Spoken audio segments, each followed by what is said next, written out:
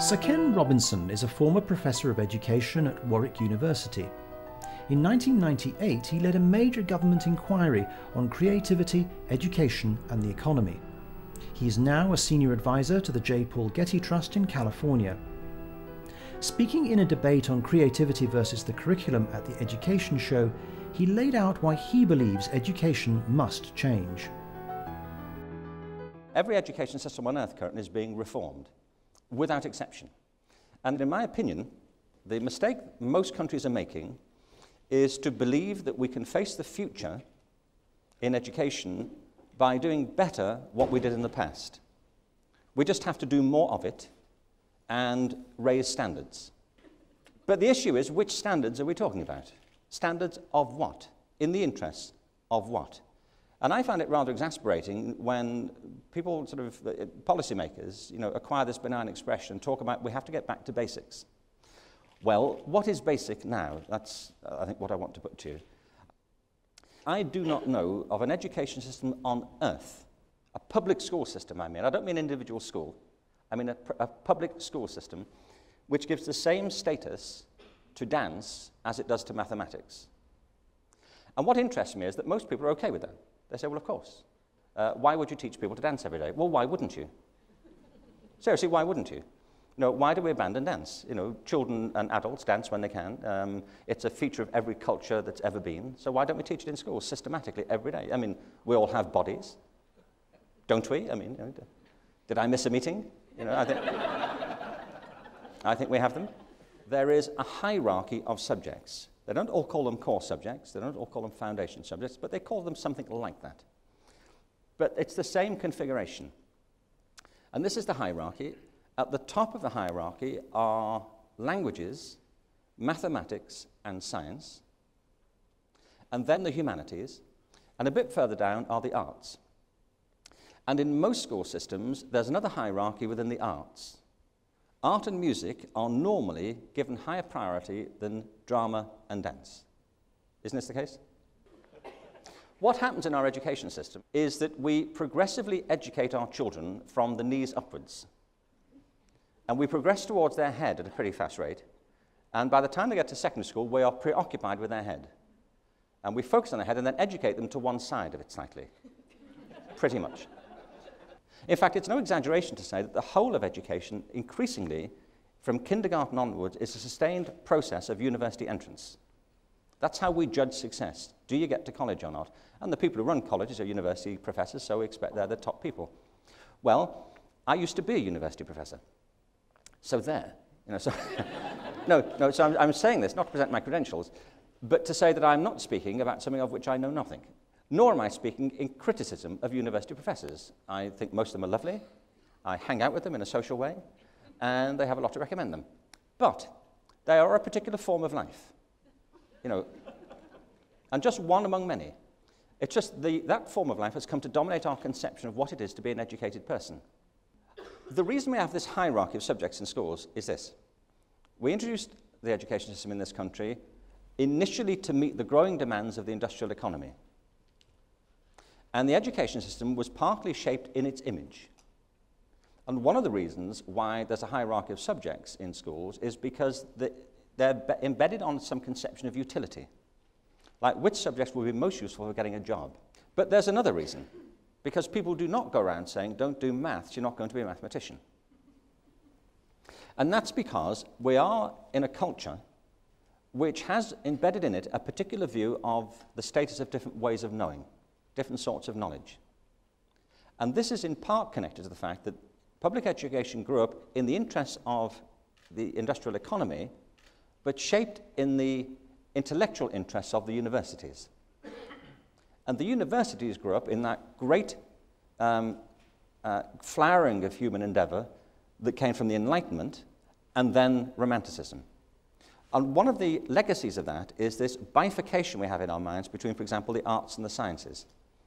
That real knowledge was about rational thinking, logico-deductive reasoning, propositional knowledge. That's what science was about. That's what academic work was about. And the arts were thought to be important for various reasons. They were to do with leisure, they were to do with being cultivated, but not really seriously to compete with the hard-edged realities of science and technology. So I'm saying there are historical reasons for why the system is the way it is. And I think there are powerful reasons to rethink it. I was born in 1950.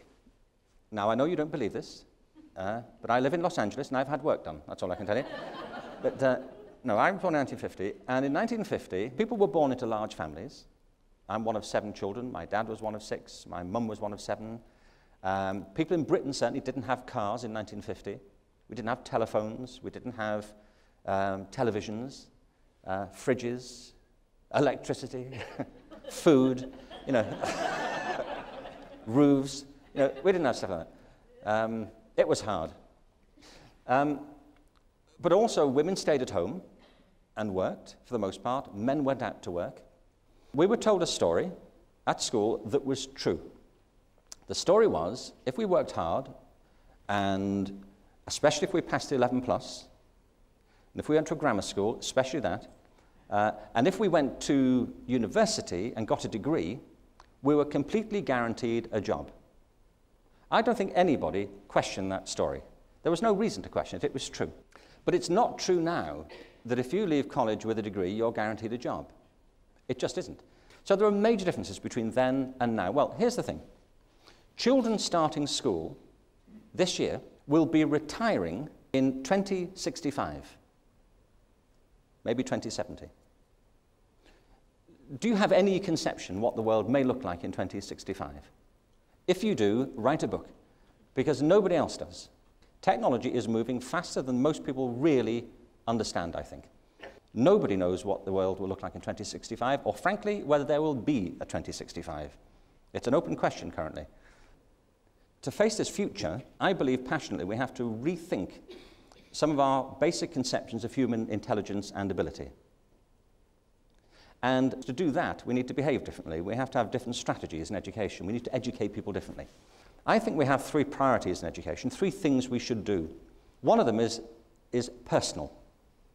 What I mean is our job is to focus on each child and help them do 2 things. One is to discover their own natural capabilities, because we're all different.